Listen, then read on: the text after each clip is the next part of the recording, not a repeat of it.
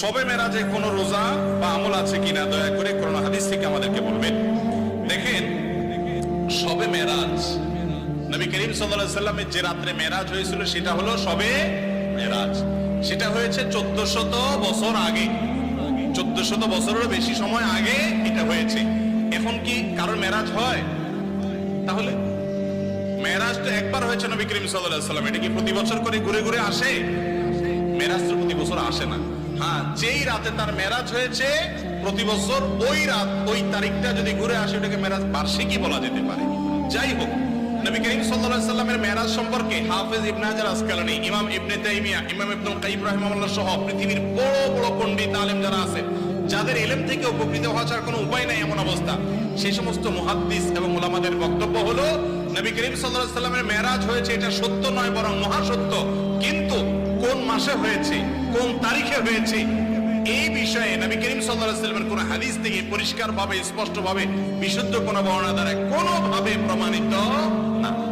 আমরা যারা 27 তারিখকে, রজবের 27 তারিখকে শবে মেরাজ উদযাপন করি, আমাদের এই উদযাপনের কোনো ভিত্তি নাই। আমার কথা না, ইবনে হাজার আসকালানী রাহিমাহুল্লাহ বলেছেন যে অনেকে এটা করে, এর কোনো ভিত্তি, গ্রহণযোগ্য কোনো ভিত্তি নেই। ভাইরা আমার, মাস তো বটে, সনটা পর্যন্ত সাহাবীরা ফিক্স করে দিয়ে গেছেন এমন কোনো বর্ণনা পাওয়া যায় না। অনেকে বলেছেন রমজান মাসে মেরাজ হয়েছে, অনেকে বলেছেন রজব মাসে হয়েছে, অনেকে বলেন জিলকদ মাসে হয়েছে, অনেকে বলেছেন রবিউল আউয়াল মাসে হয়েছে। এই সবগুলোর ব্যাপারে মুআররিখিন এবং ইতিহাসবিদদের, মুহাদ্দিসদের মন্তব্য আছে। বিধায় 27 রজব মেরাজ হয়েছে এই মর্মে কোনো বিশুদ্ধ বর্ণনা নাই। এটা হলো প্রথম কথা। নাম্বার 2, দ্বিতীয় কথা হলো মেরাজ রাসূল আকরাম সাল্লাল্লাহু আলাইহি ওয়াসাল্লামের জীবনে হয়েছে হিজরতের আগে মক্কায়।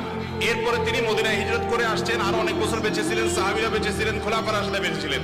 প্রতি বছর একবার করে রাত, একটা রাতকে মেরাজের রাত হিসেবে উদযাপন করা, রাতে আমল করা, দিনে রোজা রাখা, এর কোনো বর্ণনা না রাসূল আকরাম সাল্লাল্লাহু আলাইহি ওয়াসাল্লাম থেকে প্রমাণিত, না খোলাফায়ে রাশিদিন থেকে সাব্যস্ত, না সাহাবায়ে কেরাম থেকে সাব্যস্ত। কথা কি বুঝাতে পারছি? কোন বিশুদ্ধ হাদিস থেকে এরকম কোনো কিছু প্রমাণ হয় না।